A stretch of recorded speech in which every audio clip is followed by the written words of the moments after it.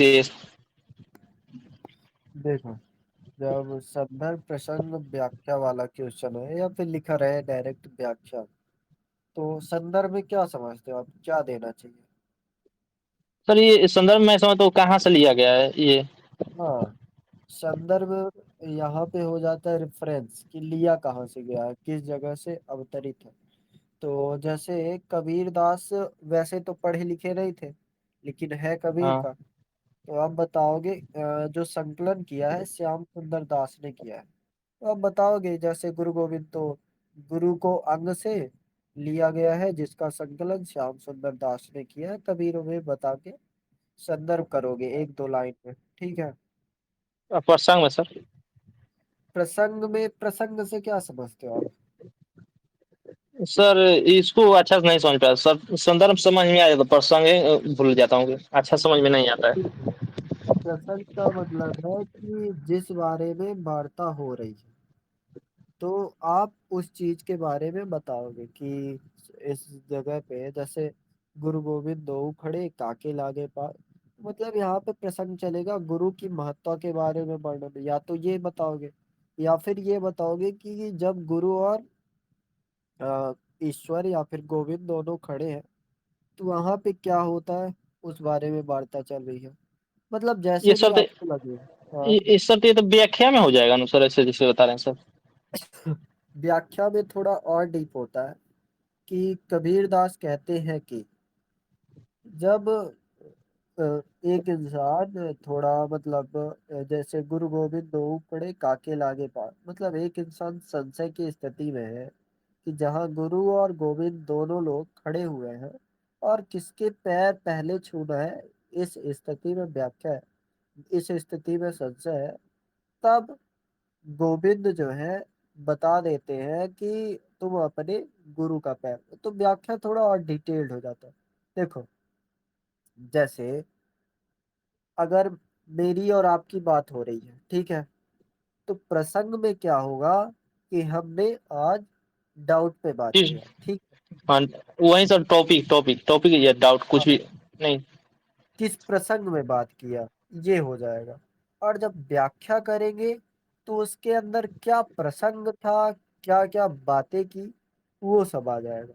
तो प्रसंग अगर बताना हो आपको, तो आप बताओ कि किस चीज के बारे में बात हो रही है। जैसे आप टॉपर की कॉपी देखोगे ना, सिर्फ एक लाइन लिखते हैं, एक से दो लाइन, कि जैसे गुरु की महत्ता गोविंद से बढ़कर बताने का प्रयास, या वो तो भाव विशेष में आ गया। बस एक लाइन दो लाइन कुछ होता है, जहाँ पे जो टॉपिक चल रहा है उसके बारे में बता देते हैं। जैसे अगर उद्धव वाला आ गया, सूरदास का आप लिख रहे हैं, तो सूरदास जब लिखोगे तो वहां पे आपको बताना पड़ेगा। जैसे अगर गोपियां और उद्धव के बीच संवाद चल रहा है, तो आप बताओगे कि गोपियां और उद्धव के बीच योग और प्रेम के बीच तर्क व वितर्क के साथ संवाद चल रहा है।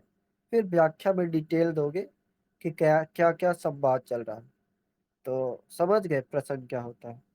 तो अभी सर पूरा अच्छे से क्लियर नहीं हो रहा है क्योंकि, तो वो समझ में आ गया कि ये समझ, प्रसंग समझ गया कि कहाँ से लिया गया। अभी मेरे को याद पड़ा था सर कैसे लिखना है, तो थोड़ा सा प्रसंग समझ में आया था फिर भूल गया। थोड़ा सा और थोड़ा एग्जाम्पल देकर सर बताएंगे क्या कि इसमें क्या प्रसंग में लिखा जाना चाहिए। एक सेकेंड, वैसे देखो।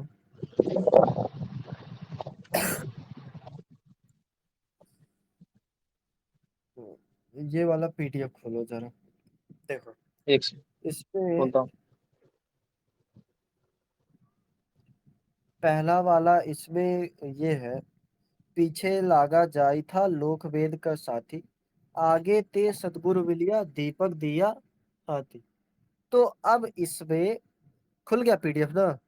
नहीं खोल खोल रहा हूँ सर, खोल रहा हूँ थोड़ा हाँ अब खुल जाएगा। हाँ खुल गया।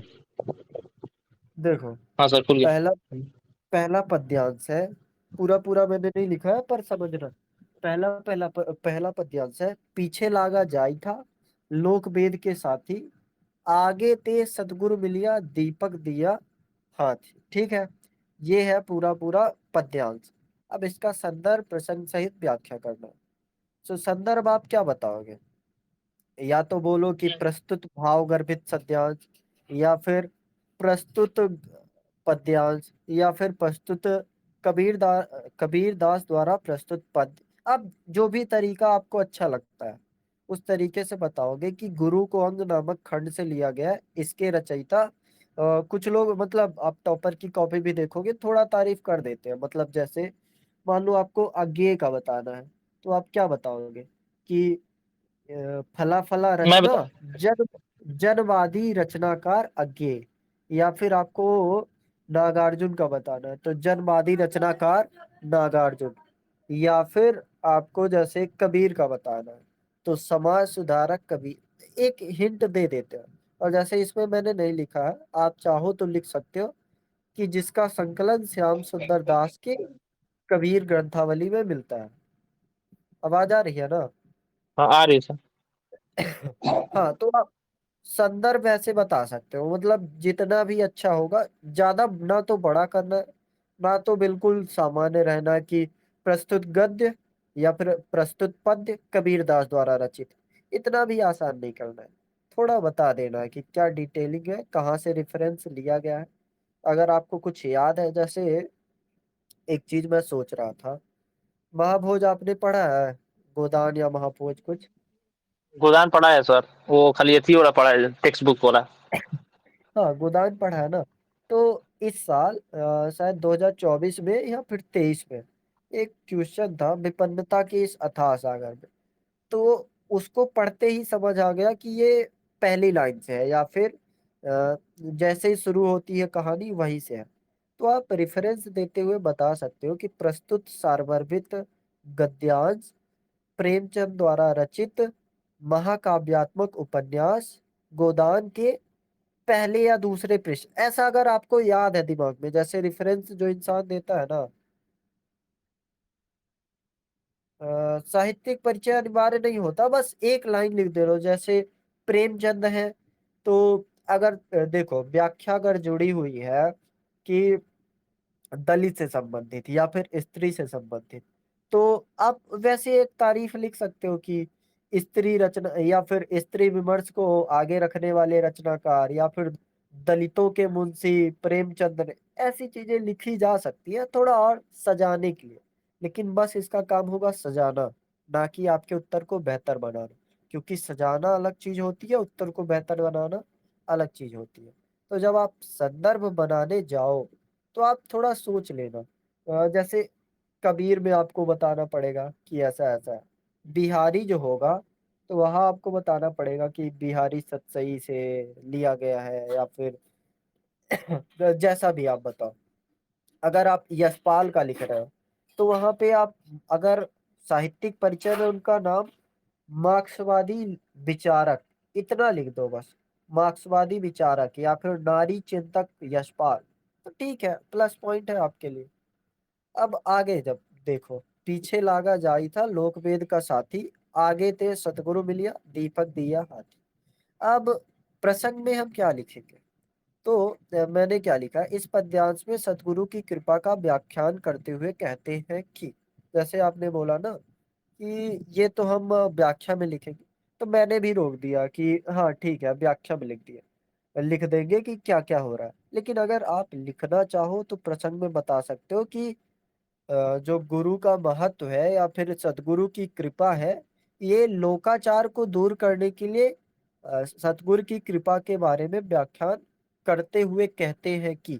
अब जो मैंने कीवर्ड जोड़ा और उसके बाद तीन चार पॉइंट कर दिए जिसका मतलब होता है कंटिन्यू टू बी कंटिन्यू। मतलब आगे मैं ये बताना नहीं पड़ेगा कि कबीर दास कहते हैं कि।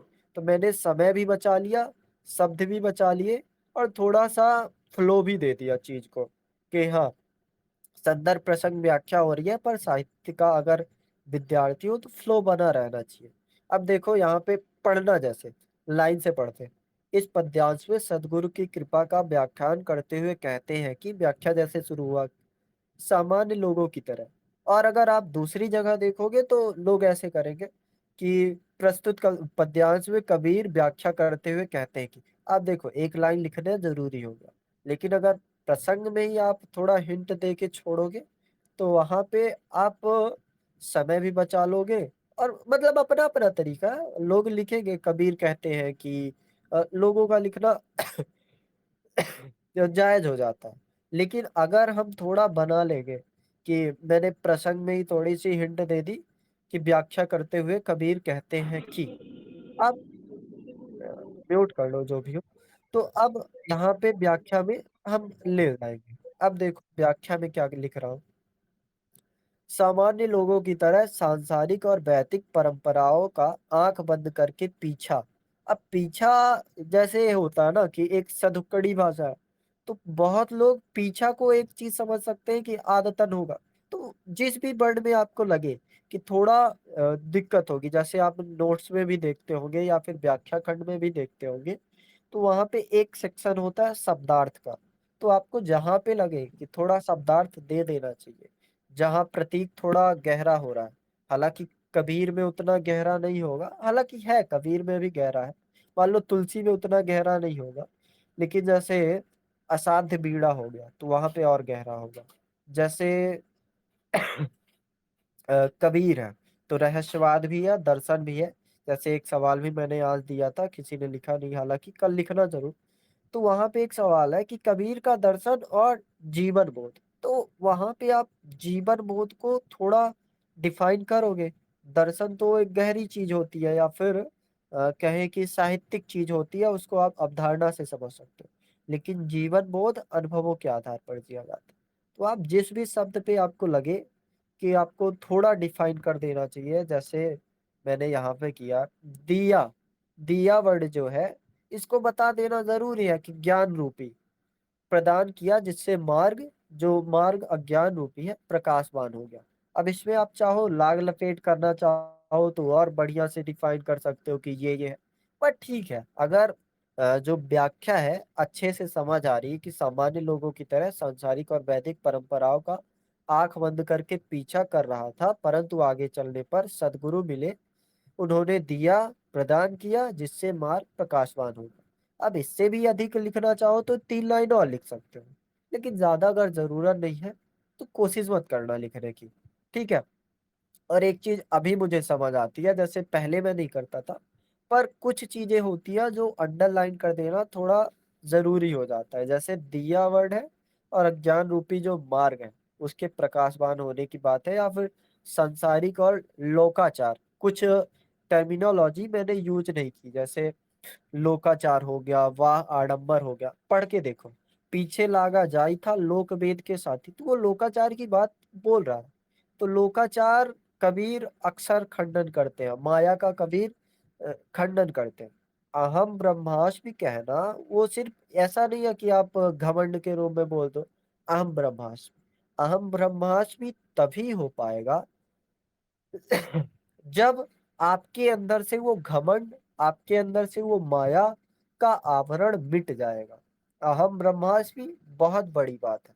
आप अपने आप को ब्रह्मा नहीं कह रहे हो, आप ब्रह्मा तब कह रहे हो जब माया का आवरण हटेगा।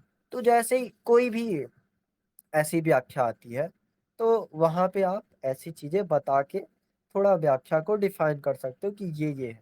अब डायरेक्ट आते हैं जहां पे हमको दिक्कत होती है। ठीक है। तो दो सर तरह से होता है। हाँ बताओ।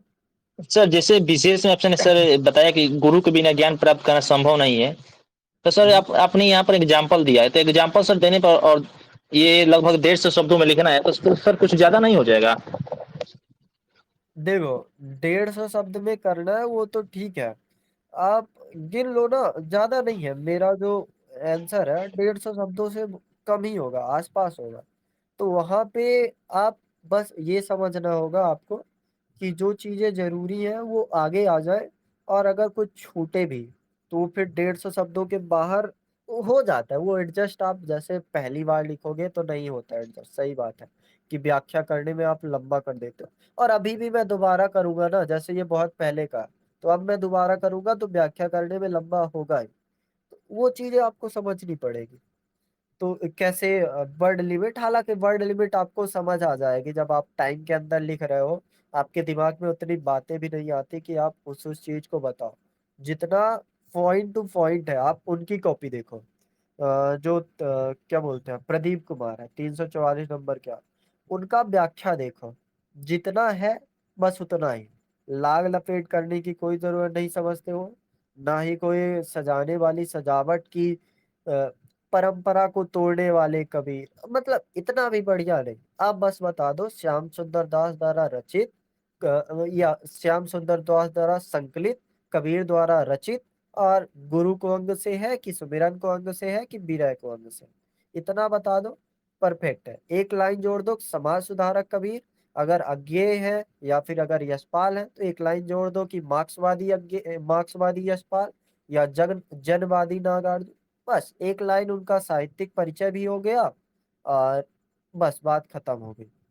सर तो ये वैसे ही आप आपने जो सर आपने हाँ, जो लाइन अभी बोला वो समझ में नहीं है। हम यहाँ पर क्यों दिखाएंगे मार्क्स भाई अगे को, आपने जिसे देखो बताया।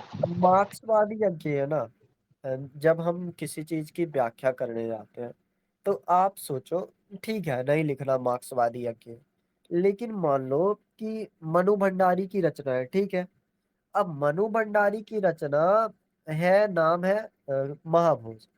अब महाभोज जैसी रचनाएं कभी नहीं करती थी मनु भंडारी, लेकिन जब आप मनु भंडारी को बताने जाओगे तो वहां पे टाइम पीरियड इंपॉर्टेंट हो जाएगा। मान लो कोई ऐसा सा कोटेशन है कि एक लावारिस लाश जिंदा पड़ी हुई है, तो अब वहां पे आप बताने जाओगे कि मनोवैज्ञानिक लेखिका मनु भंडारी, गलत बात है ना। ये मनोविज्ञान से तो जुड़ा ही नहीं है, ये समसामयिक घटना से जुड़ा है। तो वहां भी टाइम पीरियड जरूरी हो जाएगा कि 1977 में लिखा गया उपन्यास महाभूत। अब 1977 मैंने लिख दिया तो 77 या 79, अब वो कॉन्टेक्स्ट सामने वाला पकड़ ले कि 1977 में बेलारी जो गांव था बिहार का, वहां पे ये घटना हुई। तो आप कॉन्टेक्स्ट के आधार पर समझोगे कि व्याख्या का स्तर कैसा होना चाहिए, क्या वहां पे उनकी दृष्टिकोण बताना जरूरी है। जैसे यहाँ पे देखो, पीछे लागा जाई था लोकवेद का साथी, आगे ते सतगुरु मिलिया दीपक दिया हाथी। समाज सुधार की बात हो रही है, तो यहाँ पे अगर आप लिख दोगे क्रांतिवादी विचारधारा के कबीर, तो ठीक है लिख सकते हो। लेकिन अगर आप यहीं पे लिखना चाहोगे कि विभिन्न दर्शनों के विभिन्न दर्शनों को आधार बनाकर लिखने वाले कबीर, दर्शन आया नहीं है फिर भी आप लिख रहे हो। लेकिन अगर कोई सा ऐसा कथन है, एक कथन वो नहीं आया कि संतो भाई आई ज्ञान की अधीर, भ्रम की टाटी सवे उड़ानी, माया रही न बांधी। अब यहाँ पे जो है अद्वैतवाद का आधार है कि जब ज्ञान होगा ना, या फिर ज्ञान जब आएगा, तो वहां से ब्रह्म और जीव के बीच जो अंतर होता है वो समाप्त हो जाता है। तो अद्वैत, अब वहां पे आप सेटअप करोगे क्या लिखना है, एक शब्द लिखना है, वही जो टर्मिनोलॉजी आप यूज करोगे वही आप बता दोगे। बस आपको समझना पड़ेगा कि कॉन्टेक्स्ट क्या है, जो व्याख्या चल रही है उसका कॉन्टेक्स्ट बनेगा क्या। कबीर के बारे में अगर समझो, विरह के अंग से आया है, अब वहां पे आप लिखोगे समाज सुधारवादी कबीर, नहीं बैठ रहा, सही नहीं है ना। अब अगर आया है कि जो वो नहीं था कि क्या था सूफी से रिलेट करके, याद नहीं आ रहा मुझे, लेकिन आप याद करो जरा, एक नहीं था मेरा मेरा प्रिय मुझ में, ऐसा कुछ करके था। अब वहां पे अगर सूफी विचारधारा से रिलेटेड है और आप लिख रहे हो समाज सुधारक, वो तो आत्म सुधार की बात कर रहे हैं, आत्मचिंतन की बात कर रहे हैं कि मैं अपने, या फिर अगर है कि जब मैं था तब हरि नहीं, अब हरि है मैं ना, तो यहाँ पे समाज सुधार नहीं है, यहाँ पे आत्मचिंतन है। तो आप उसके लिए क्या टर्म यूज कर रहे हो, क्या शब्द यूज कर रहे हो, वो इम्पोर्टेंट हो जाएगा। और जैसे मैं बता ही रहा हूँ कि व्याख्या में मैंने लिखा है, तो वहां पे लोकाचार है, लोक वेद के साथी, लोक और वेद। जैसे नास्तिक दर्शन में क्या होता है, जो नास्तिक होते हैं वो वेद का खंडन करते हैं, तो वहां पे वेद का उन्होंने खंडन करते हुए बोला कि पीछे लागा जाई था लोक और वेद के साथ ही, तो वहां में मैंने टर्मिनोलॉजी नहीं यूज की है। तो व्याख्या में आप ऐसे टर्म यूज करके थोड़ा प्लस पॉइंट, व्याख्या तो सभी करेंगे ना, कि कबीर कहते हैं कि सदगुरु के साथ आप हो जाओगे तो संसार की माया जो है उससे दूर हो, बस इतना तो सब करेंगे। लेकिन आप क्या एक्स्ट्रा कर रहे हो, आप क्या इफर्ट डाल रहे हो, आप क्या देख पा रहे हो, कौन सा दर्शन समझ पा रहे हो। कबीर की जो भाषा है, अगर जैसे संस्कृत है कूपजल, भाषा बहता नहीं। अगर इसके बारे में आ गया तो आप किस तरह बताओगे? आप अभी भी समाज सुधारक बोलोगे या फिर आप अब सदुक्कड़ी भाषा वाले कबीर बोलोगे? आपको समझना होगा। अगर जैसे कृष्ण के लाखों हजारों नाम क्यों हैं? क्योंकि वो लाखों हजारों विशेषताएं रखते हैं।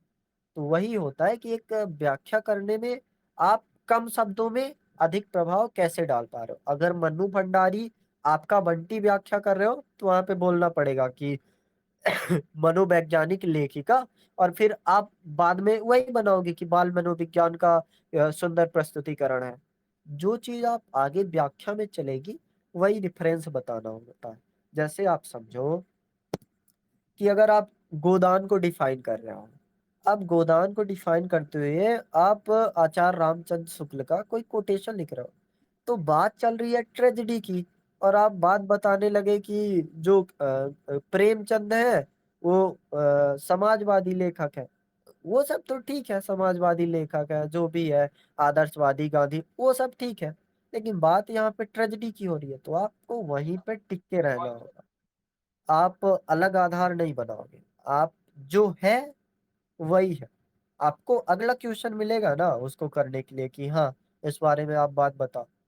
सिर्फ हमें लैंग्वेज पे समझना है, ठीक है? व्याख्या इतना समझे आए विशेष में। हाँ। सर कहने का मतलब है सर कि सर कहने का मतलब है कि जैसी व्याख्या है उसी के अनुसार ढलना है, जैसा माने कि वहां में शब्द है वैसे के अनुसार लिखना पड़ेगा। हाँ, आपको देखो 5 व्याख्याएं आपको पद्य खंड से मिलेंगी, 5 व्याख्याएं आपको गद्य खंड से मिलेगी। अब आपका जैसे एक सामने वाले बोलते हैं, बहुत लोग बोलते हैं कि आप संदर्भ प्रसंग रट लो।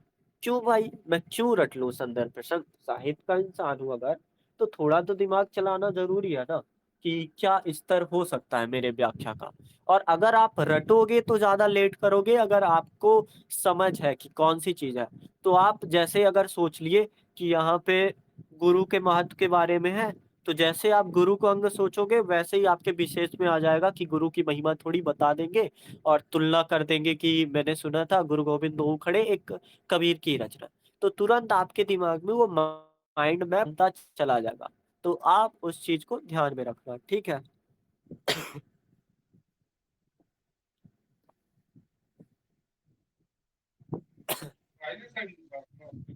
क्या पूछ रहे हो सर? ये नोट्स में दिया है व्याख्या वाला, इसी अकॉर्डिंग करना।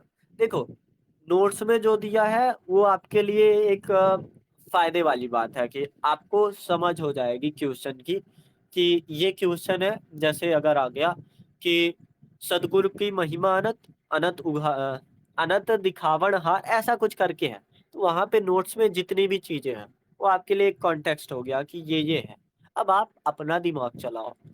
बात सब एक सी होगी। जैसे भाषा खंड में लोग अलग क्या करते होंगे, बातें तो सब एक सी लिखते होंगे, बस अलग होती होगी उसकी लैंग्वेज, कि सामने वाला उस चीज को कैसे जोड़ रहा है, कैसे छोड़ रहा है, कैसे पकड़ा रहा है। तो वहां पे वो 125 नंबर का अगर भाषा खंड आ रहा है तो सब रट्टा कर लो, साहित्य ही तो है भाषा खंड में।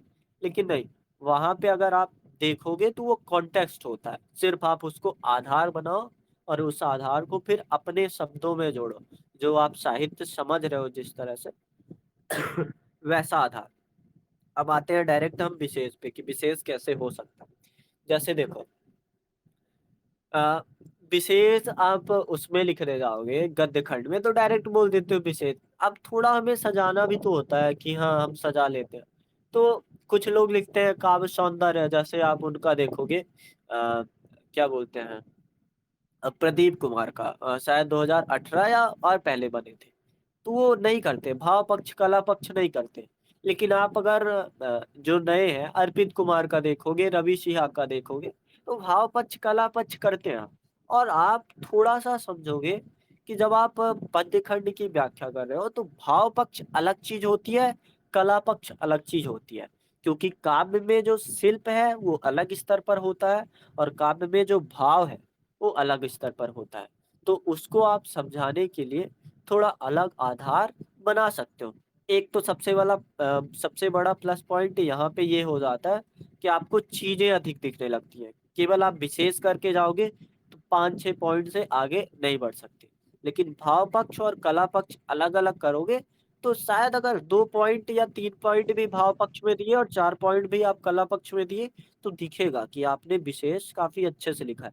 और 1 पॉइंट अगर आपने प्रासंगिकता दे दी, तो 1 पेज पूरा भर जाता है, वो खाली नहीं बचता। जैसे क्रॉस करना होता है ना, तो खाली नहीं बचता, वो पूरा भरा होता है और ज़्यादा कुछ नई चीज़ें नहीं होती।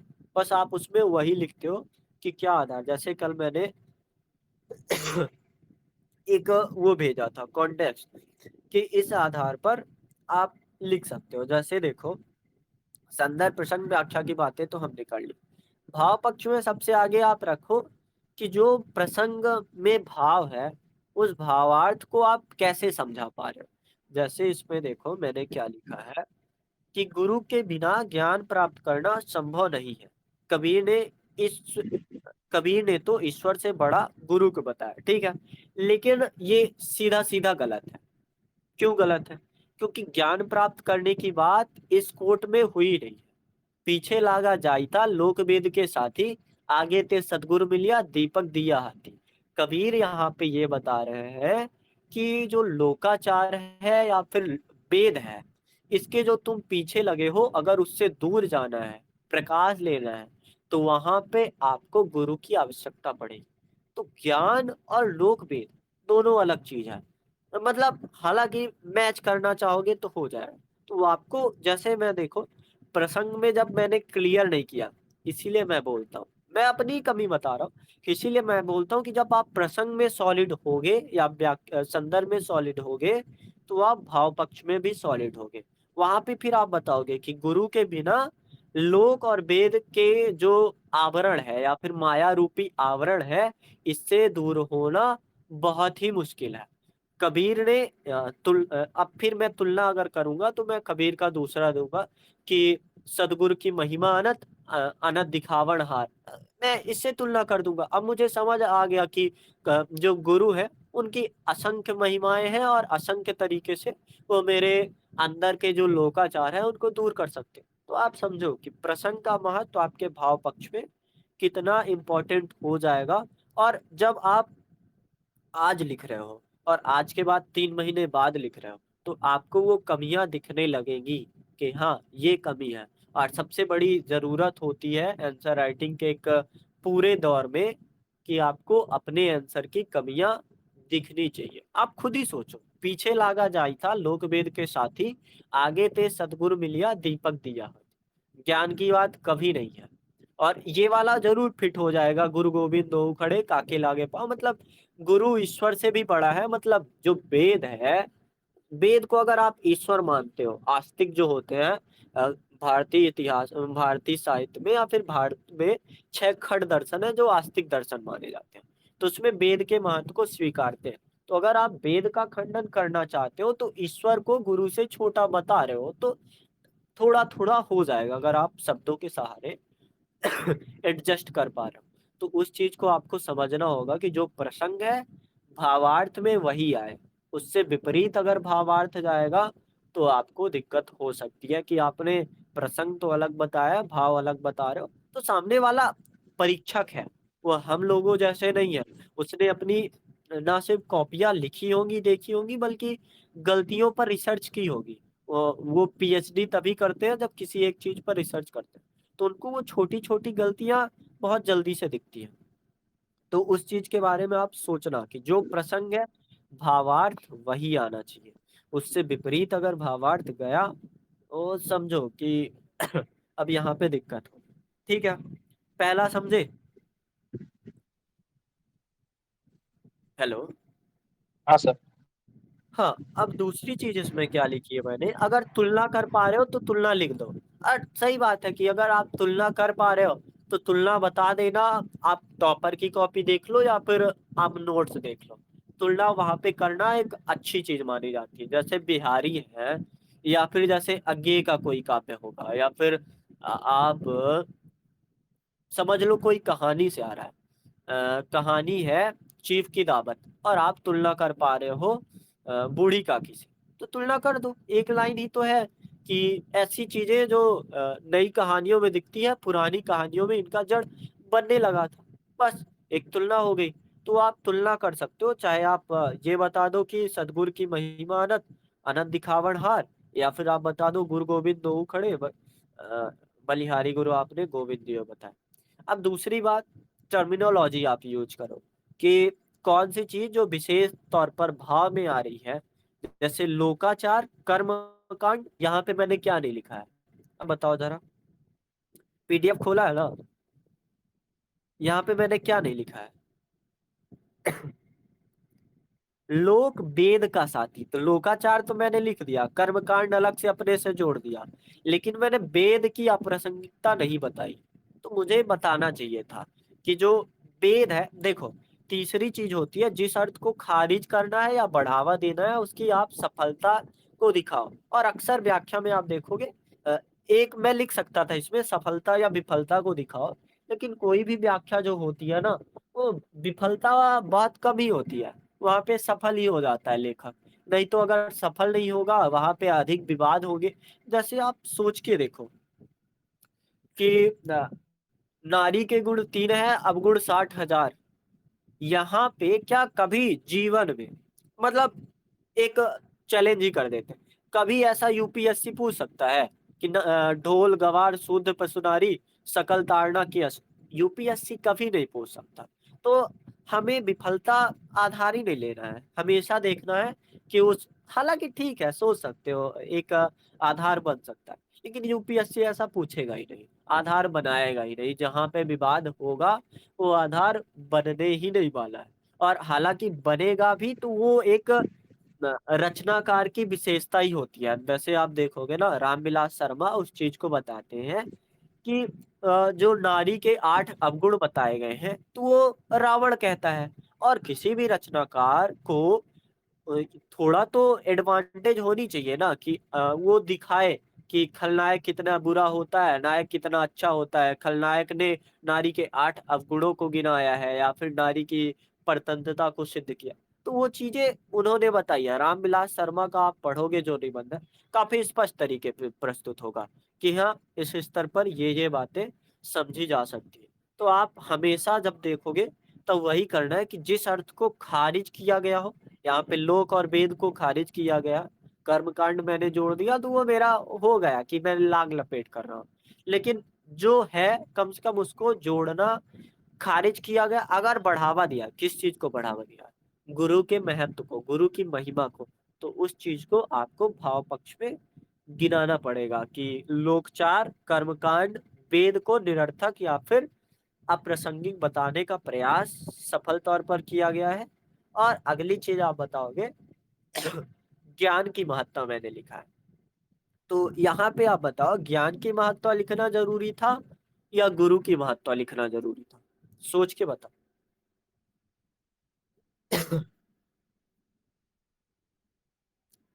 हाँ, गुरु के माता सर। हाँ, गुरु की महत्व को लिखना जरूरी था, क्योंकि ज्ञान, देखो एक चीज होती है कि आप ज्ञान के माध्यम से बोलने लगो कि आप बहुत बड़े ज्ञानी हो गए हो तो बोलो मैं ब्रह्मास्मि, अहम ब्रह्मास्मि। लेकिन ये कभी भी नहीं होगा कि ज्ञान के अर्थ में आप बोल पाओ अहम ब्रह्मास्मि। जब तक आप ड्यून नहीं होगे तब तक आप अहम ब्रह्मास्मि बोलने के काबिल नहीं हो पाओगे। तो वही चीज है कि जो भी बात है उस बात को क्लियर क्लियर, तो भाव पक्ष समझ गए क्या बताना, कोई भी आए चाहे कबीर हो सूरदास हो, इन्हीं अर्थों में देखना है कि जिस चीज को सफलता से, जैसे अगर आ रहा है, बतरस लालच लाल की मुरली धरी लुकाए, देह करे सोहन हंसे, नहीं सौ करे भौहन हंसे, देन कहे नट जाए। तो यहाँ पे किस चीज की सफलता, एक तो ये है कि काव्य जो प्रसंग है तो वहां पे बिहारी जो है अलग स्तर पर लिखना चाह रहे। दूसरा उस चीज को आप बताओ कि एक इंसान यहाँ पे कोई अलंकार है, मुझे याद नहीं आ रहा, शायद उसमें मैं बताऊंगा फिर कभी। तो उस चीज को आप समझना होगा कि कौन सा भाव है और किस भाव को प्रस्तुत किया जा रहा है। तो ये सब भाव पक्ष में आप 2 पॉइंट बना पा रहे हो, 3 पॉइंट बना पा रहे हो। और अगर तुलना नहीं कर पा रहे हो तो जबरन करने की जरूरत नहीं है, वैकल्पिक है, छोड़ के आगे बढ़ सकते हो। ठीक है, अब आते हैं डायरेक्ट हम कला पक्ष में। देखो कला पक्ष में क्या होता है, सबसे पहले आप भाषा मतलब सरल सरल चीज पे हम देखते हैं। सबसे पहले आप भाषा बताओ। बताओ भाषा कौन सी? पीछे लागा जाई था लोकवेद के साथी, आगे ते सतगुरु मिलिया दीपक दिया हाथ। कौन सा है? कबीर की तो भाषा कौन सी होती सर ब्रज है? अवधि में है। कबीर की भाषा ब्रजवती होती है। सॉरी सॉरी सर इसमें देखो आ, देखो खड़ी बोली के करीब है, क्योंकि जाई, जाई मतलब जाना होगा। तो जाना को अगर जाई कर दिया तो स्त्रीलिंग में ईकारांता आ रही है, मतलब खड़ी बोली की विशेषता है। पीछे लागा जाई था लोक वेद का साक्षी, आगे ते सतगुरु मिलिया, मिलिया। अब देखो, मिल गया, मिल गया को मिलिया कर दिया, तो इसको बोलते हैं उच्चारण लाघव। तो ये किस चीज की विशेषता है? हमने भाषा खंड में पढ़ा है ना कि खड़ी बोली की विशेषता मिलती है हमें कि उच्चारण लाघव। आप पीछे से नहीं जुड़े रहोगे तो आगे नहीं बढ़ पाओगे। एक बस एक हिंट चाहिए, आप पहचान जाओ। मिलिया, मिलिया मतलब मिल गया। मिल गया यानी जैसे कर रहा है, कर रहा है मतलब कर रहा है। किसकी विशेषता? उच्चारण लाघव। उच्चारण लाघव मतलब खड़ी बोली की विशेषता। आपको खड़ी बोली में ये विशेषता मिलती है। यानी आप लिखोगे डायरेक्ट कि प्रस्तुत नहीं, कुछ भी लिख सकते हो कि सदुक्कड़ी भाषा और खड़ी बोली के भी शब्द साफ साफ समझ आते हैं। और वहां पे आपने एक उदाहरण दे दिया कि उच्चारण लाघव मिल या, यानी मिल गया। अब इतना कर दोगे ना, लेखक जो परीक्षक है प्रसन्न, आपके ऊपर गदगद हो गया कि आप इतनी गहराई से चीजें जान रहे हो, इतनी गहराई से चीजें समझ रहे हो। तो ये बात है। दूसरा, कोई अगर मुहावरा है तो मुहावरा बताओ, कौन सा मुहावरा है? समझ आ रहा है कोई मुहावरा? जैसे पीछे लागा जाइता लोक वेद के साथी, आगे थे सतगुरु मिलिया। नहीं है, कोई मुहावरा नहीं। दूसरी बात, लोकोक्ति है तो उतना खास समझ नहीं आता कि लोकोक्ति वगैरह है, कहीं कहीं मिल जाता है। जैसे आप प्रेमचंद का जब गोदान करोगे तो आपको वो लोकोक्ति वगैरह। तीसरी चीज आप ढूंढो, क्या प्रतीकों की भाषा है? तो हाँ, जो दीपक है वो ज्ञान रूपी दीपक की बात कर रहा है, और जो मार्ग है वो अज्ञान रूपी मार्ग की बात कर रहा है। पीछे लाखा जाता लोक वेद के सागे, आगे ते सतगुरु मिलिया दीपक दिया हाथ में। जो हाथ में दीपक और दिया दिया है, तो अज्ञानता और अज्ञानता को हटाकर ज्ञान को प्राप्त करने की। तो आप प्रतीक और भविष्य का बता दो कि ये है सर तो प्रतीकों इसमें की भाषा है। सर इसमें हाँ, प्रतीकों की भाषा सर लिख रहे थे, इसमें प्रतीक क्या बताना पड़ेगा ना, प्रतीक क्या है? यहाँ पर दिया लिख सकते हैं देखो, क्या? जैसे आप बताओगे कि प्रतीकों की भाषा से काव्य को और अधिक गहरा किया गया है। अब नीचे थोड़ा ब्रैकेट बनाओ, उदाहरण लिखो। दीपक प्रतीक इक्वल किसका प्रतीक? ज्ञान का प्रतीक। ठीक है। अच्छा अच्छा।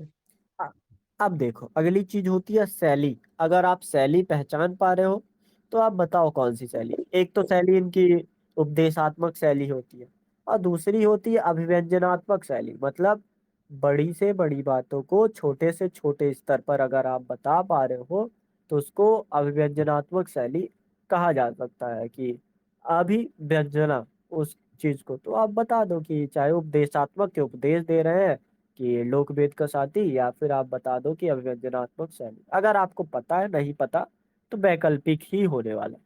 अब दूसरी चीज, अलंकार पहचानो।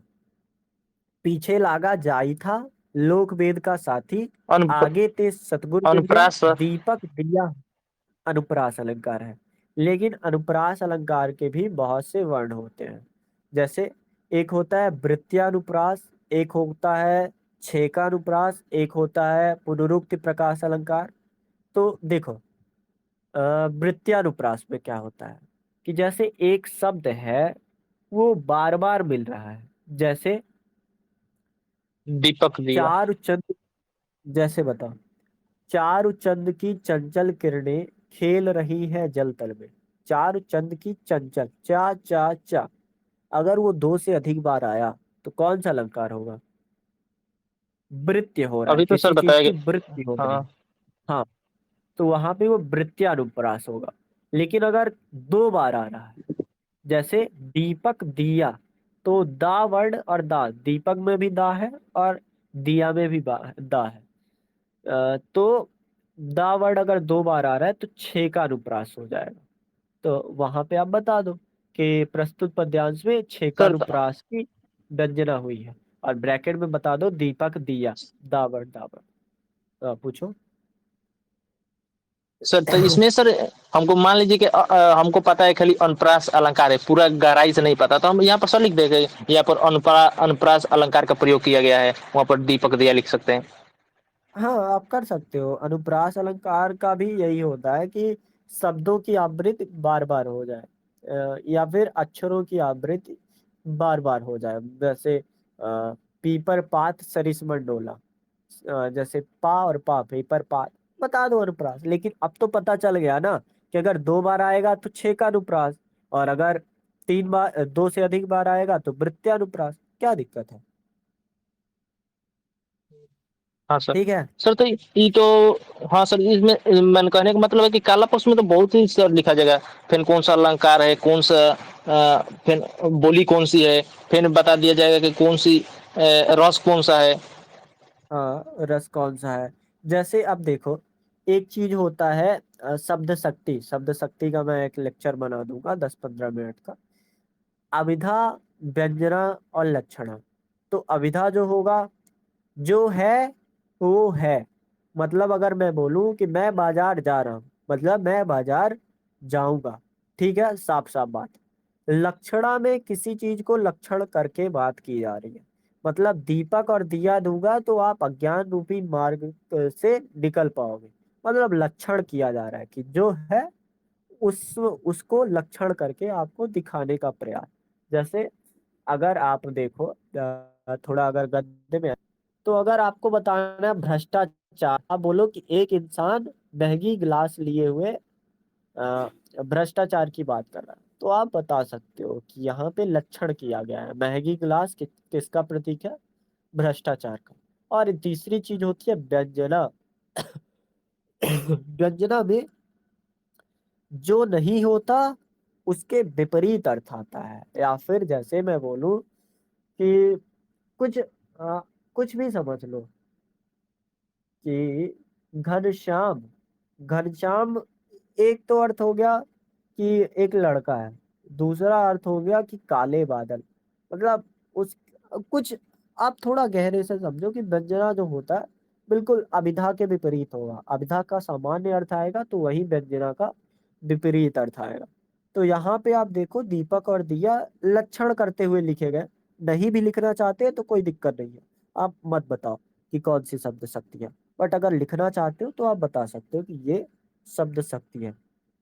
अब रस जरा पहचान लो।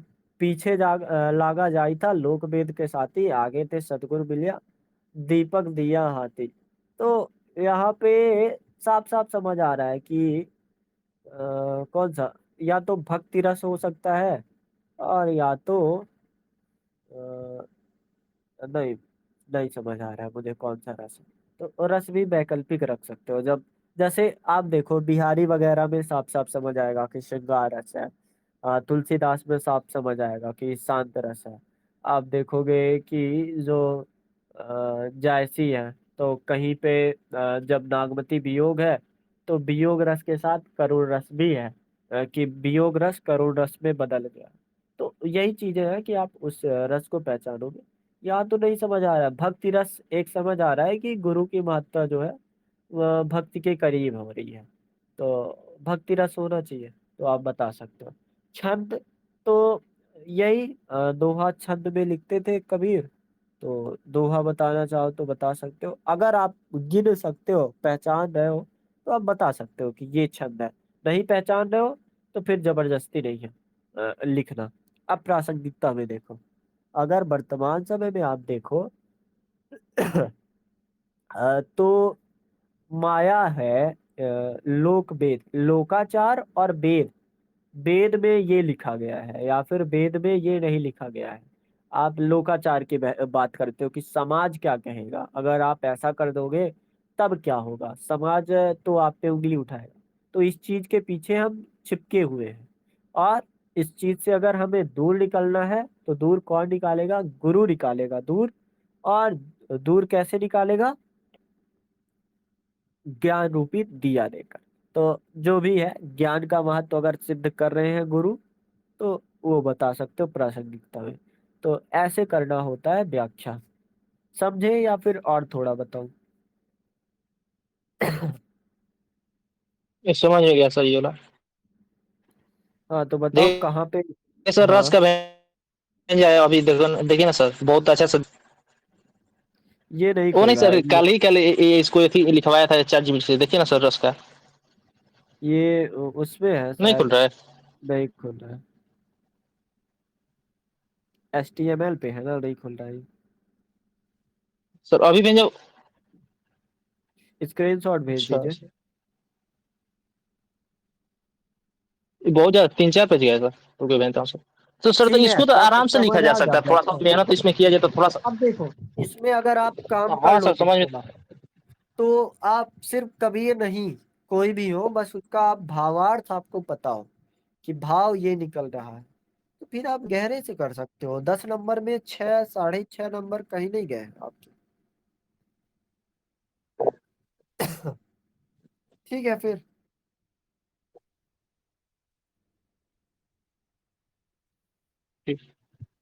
तो सर, तो ये सब तो थोड़ा सा और इसमें मेहनत करने की जरूरत है ना, तो सब लिखा जाएगा नहीं सर? हाँ, आराम से लिख जाएगा। हम थोड़ी बातें करते चलेंगे, जैसे एक दिन जब हम जायसी कर रहे होंगे, कल संडे है, जायसी हम नहीं, कल हम शुरू करेंगे सूफी काव्य धारा, अगर तबीयत सही लगी तो वहां पे जब हम सूफी काव्य धारा कर चुके हैं, जायसी करेंगे तो थोड़ा एक दो करेंगे। मैं आपसे कहूंगा कि पहचानो कौन सा अलंकार है, हम्म। कौन सा रस है। तो रस में तो चाहे आप आंख मूंद के बोल दो कि श्रृंगार रस है, कहीं पे आपको मिलेगा जब वीर रस मिल जाएगा, कहीं पे जहाँ पे ज्यादा ग्लानि हो गई तो आप ऐसे लिख सकते हो कि श्रृंगार रस करुण रस में बदलता प्रतीक हो रहा। करुण रस समझते हो, जहाँ पे स्थिति शोक में बदल गई। तो नागमती का वियोग 12 मासा वर्णन में कभी कभी शोक में बदलता हुआ। अलंकार में जैसे क्या होगा, अगर नागमती बातें कर रही है पेड़ पौधों से, पशु पक्षियों से, जैसे सूगा से, क्या बोलते हैं उसको, हीरामन तोता, या फिर किसी और से वियोग की बात, तो जब इंसान और प्रकृति दोनों में मैच होने लगे तो वो मानवीकरण अलंकार होगा। तो आप करोगे तो पहचान जाओगे, करेंगे हम इस पे काम, हो जाएगा। ठीक है। सर, जहाँ तहाँ इसमें हल्का प्रकार था सर, तो ये जहाँ तक आपकी आवाज अटक रही है। देखिए भेज दिया हूँ, अभी नहीं गएगा बहुत। हाँ, देखिए